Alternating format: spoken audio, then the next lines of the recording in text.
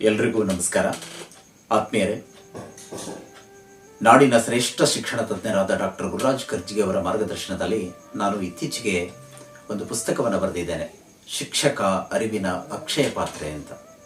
ಈ ಪುಸ್ತಕದಲ್ಲಿ ಶಿಕ್ಷಕರಾಗುವವರಿಗೆ, ಸೇವಾನಿರತ ಶಿಕ್ಷಕರಿಗೆ, ವಿದ್ಯಾರ್ಥಿಗಳಿಗೆ, ಪಾಲಕರಿಗೆ, ಶಿಕ್ಷಣ ಆಸಕ್ತರಿಗೆ ಉಪಯೋಗವಾಗುವಂತಹ ಅನೇಕ ವಿಚಾರಗಳನ್ನು ಸುಮಾರು 22 ಅಧ್ಯಾಯಗಳಲ್ಲಿ ನಮೂದು ಮಾಡಿದ್ದೇನೆ. ಅದರಲ್ಲಿ 1ನೇ ಅಧ್ಯಾಯದಲ್ಲಿ ಇರುವಂತಹ ಪ್ರಮುಖ ಅಂಶಗಳನ್ನು ನಿಮ್ಮೆದುರಿಗೆ ಈ ಸಂದರ್ಭದಲ್ಲಿ ಪ್ರಸ್ತುತಪಡಿಸಲಿಕ್ಕೆ ಪ್ರಯತ್ನ ಮಾಡ್ತಾ ಇದ್ದೇನೆ. 1ನೇ ಅಧ್ಯಾಯದಲ್ಲಿ ದೇವರು ದೊಡ್ಡವನ, ಗುರು ದೊಡ್ಡವನ ಎಂಬ ವಿಚಾರವಾಗಿ ಪ್ರಸ್ತಾಪ ಮಾಡಿದ್ದೇನೆ. ಸಂಸ್ಕೃತದಲ್ಲಿ ಒಂದು ವ್ಯಾಖ್ಯೆ ಇದೆ, ತೇನ ಬೀನ ತೃಣಮಪೀನ ಚಲತಿ ಅಂತ. ಪರಮಾತ್ಮನ ಆಶೀರ್ವಾದವಿಲ್ಲದೆ ಯಾವ ಒಂದು ಹುಲ್ಲುಕಡ್ಡಿಯೂ ಸಹ ಅಲುಗಾಡಲಾರದು ಅಂತ. ಈ ಅರ್ಥವನ್ನ ನೋಡಿದ ಮೇಲೆ ಇಡೀ ಜಗತ್ತಿನ ಸಕಲ ಜೀವರಾಶಿಗಳನ್ನ ಪಾಲನೆ ಪೋಷಣೆ ಮಾಡುತ್ತಿರುವಂತಹ ಭಗವಂತ ದೊಡ್ಡವನು ಅಂತ ಅನಿಸ್ತದೆ ನಮಗೆ. ಆದರೆ ಹಿರಿಯರು ಹೇಳ್ತಾರೆ, ಹರ ಮುನಿದರು ಗುರು ಕಾಯುವನು ಅಂತ. ಈ ಮಾತನ್ನು ನೆನಪಿಸಿಕೊಂಡ್ರೆ, ಮತ್ತು ಭಾರತದ ಸರ್ವಶ್ರೇಷ್ಠ ಸಂತರಲ್ಲೊಬ್ಬರಾದಂತಹ ಕಬೀರ್ ದಾಸರು ಹೇಳ್ತಾರೆ, ನನ್ನ ಎದುರಿಗೆ ದೇವರು ಮತ್ತು ಗುರು ಇಬ್ಬರೂ ನಿಂತರೆ ನಾನು ಮೊದಲು ಗುರುವಿಗೆ ವಂದಿಸುವೆ, ಏಕೆಂದರೆ ಭಗವಂತನ ಕಡೆಗೆ ನನ್ನನ್ನು ಕರೆದುಕೊಂಡು ಹೋಗಲು ಸನ್ಮಾರ್ಗವನ್ನು ತೋರಿಸಿದವನು ಗುರು, ಹಾಗಾಗಿ ನಾನು ಮೊದಲು ಗುರುವಿಗೆ ನಮಸ್ಕಾರ ಮಾಡ್ತೇನೆ ಅಂತಾರಲ್ಲ. ಇವೆಲ್ಲ ಮಾತುಗಳನ್ನು ನೆನಪಿಸಿಕೊಂಡ್ರೆ ಗುರು ದೊಡ್ಡವನು ಅಂತ ಅನಿಸ್ತದೆ.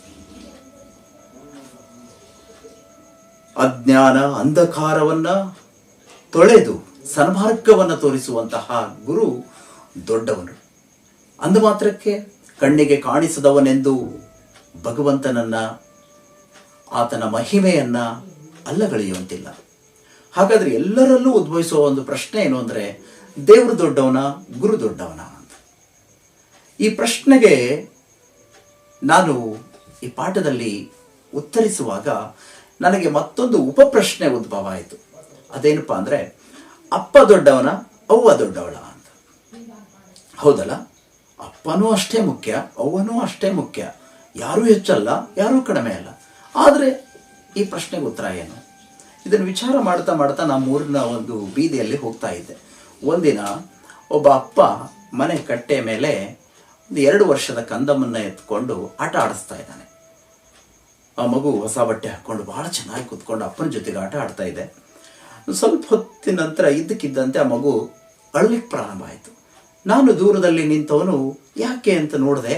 ಅವಾಗ ಆ ಮಗು 1, 2 ಅಲ್ಲಿ ಮಾಡಿಕೊಂಡು ಕೈಗೆಲ್ಲ ಕಾಲಿಗೆಲ್ಲ ಹಚ್ಕೊಂಡು ಅಳ್ತಾ ಇದೆ. ಆ ಮಗು ಅಪ್ಪನ ಅಪ್ಪಗೆನ ಬಯಸಿ ಅಪ್ಪನ ಕಡೆಗೆ ಬರ್ತಾ ಇದೆ. ಇವನು ಬಟ್ಟೆ ಹೊಲಸಾಗ್ತತಿ, ಅದಕ್ಕೆಲ್ಲ ಹೊಲಸತ್ತಿದೆ ಅಂತ ತಿಳ್ಕೊಂಡು ಅದರಿಂದ ದೂರ ಆಗ್ತಾ ಇದ್ದಾನೆ.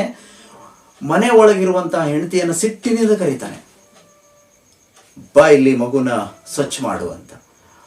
ತಾಯಿ ಒಳಗಿನಿಂದ ರೊಟ್ಟಿ ಮಾಡೋಳು ಹಿಟ್ಟಿನ ಗೈಯಿಂದನೇ ಓಡಿ ಬರ್ತಾಳೆ. ಅಯ್ಯೋ ಕಂದ, ಬಾರೋ ನನ್ನ ಕಂದ ಅಂತ ಹೇಳಿ ಎದೆಗೆ ಅಪ್ಪಿಕೊಂಡು ಬಚ್ಚಲಿಕ್ಕೆ ಹೋಗಿ ತೊಳೆದು ಸ್ವಚ್ಛ ಮಾಡಿ ಹೊಸ ಬಟ್ಟೆಯನ್ನು ಹಾಕಿ ಪೌಡರ್ ಹಚ್ಚಿ ಕಾಡಿಗೆ ಬೊಟ್ಟಿಟ್ಟು ಹೊರಗೆ ಕರ್ಕೊಂಡು ಬಂದು ಗಂಡನ ಕೈಯಲ್ಲಿ ಕೊಡ್ತಾಳೆ. ಹೊಸ ಬಟ್ಟೆಯಲ್ಲಿ ಅಲಂಕಾರಗೊಂಡ ಮಗುವನ್ನ ಎತ್ಕೊಂಡು ಬಾರೋ ನನ್ನ ಮಗನೇ ಮುದ್ದು ಬಂಗಾರ ಅಂತ ಹೇಳಿ ಆಟ ಆಡಿಸ್ತಾನೆ. ಇದನ್ನು ದೂರದಲ್ಲಿ ನಿಂತ್ಕೊಂಡು ಬಿಟ್ಟ ಕಣ್ಣ ಬಿಟ್ಟ ಹಾಗೆ ನಿಂತ್ಕೊಂಡು ನೋಡ್ತಿರುವಂತ ನನಗೆ ನನ್ನ ಪ್ರಶ್ನೆಗೆ ಉತ್ತರ ಸಿಕ್ತು. ಹೌದಲ್ಲ, ದೇವರು ಅಂದ್ರೆ ಅಪ್ಪ ಇದ್ದಂಗೆ, ಗುರು ಅಂದ್ರೆ ಅವ್ವ ಇದ್ದಂಗೆ. ನಮ್ಮಲ್ಲಿರುವಂತಹ ಅಜ್ಞಾನ, ಅಂಧಕಾರ, ಅನಕ್ಷರತೆ, ಕಷ್ಟಗಳು ಎಲ್ಲ ಪರಿಹಾರ ಆದ ಮೇಲೆ, ಸಂಸ್ಕಾರವಂತ ವ್ಯಕ್ತಿ ನಾವಾದ ಮೇಲೆ ದೇವರು ನಮ್ಮನ್ನು ಅಪ್ಪಿಕೊಳ್ತಾನೆ. ಆದರೆ ನಮ್ಮಲ್ಲಿರುವಂತಹ ಅಜ್ಞಾನವನ್ನ, ಕಷ್ಟವನ್ನ, ಬಡತನವನ್ನ, ಅಮಾನವೀಯ ಒಂದು ಕೃತ್ಯವನ್ನ ಎಲ್ಲ ಹೊಡೆದು ಹಾಕಿ ನಮಗೆ ಮಾನವೀಯ ಮೌಲ್ಯಗಳನ್ನು ಕೊಟ್ಟು, ಸಂಸ್ಕಾರವನ್ನು ಕೊಟ್ಟು, ಅಂಧಕಾರವನ್ನು ಹೊಡೆದೋಡಿಸಿ ನಮ್ಮನ್ನು ಸುಶಿಕ್ಷಿತ ಮಾನವನನ್ನಾಗಿ ಮಾಡಿ ನಮಗೆ ದೇವರೆಡೆಗೆ ಹೋಗುವಂತಹ ಭಗವಂತನ ದರ್ಶನ ಮಾಡುವಂತಹ ಈ ಗುರು ದೊಡ್ಡವನಲ್ವಾ? ಪ್ರಾಚೀನ ಕಾಲದಿಂದ ಗುರು ಜಗತ್ತಿನ ಜಟಕಾವಂಡಿಗೆ ಸಮರ್ಥ ಚಾಲಕನಾಗಿ ಮತ್ತು ಅರಿವಿನ ಅಕ್ಷಯ ಪಾತ್ರೆಯಂತಾಗಿ ಇರುವಾಗ ದೇವರಿಗಿಂತ ಗುರು ದೊಡ್ಡವನು ಅಂತ ನನಗನ್ನಿಸ್ತು. ಇಂಥ ಹಲವಾರು ವಿಚಾರಗಳನ್ನು ಈ ಪುಸ್ತಕದಲ್ಲಿ ಕಾಣಿಸಿದ್ದೇನೆ. ತಾವೆಲ್ಲ ಓದಿ ಶುಭವನ್ನು ಹಾರೈಸಬೇಕೆಂದು ತಮ್ಮೆಲ್ಲರಲ್ಲಿ ವಿನಂತಿ ಮಾಡಿಕೊಳ್ತಾ ಇದ್ದೇನೆ. ಸರ್ವಂ ಶುಭಂ ಭೂಯಾತ್.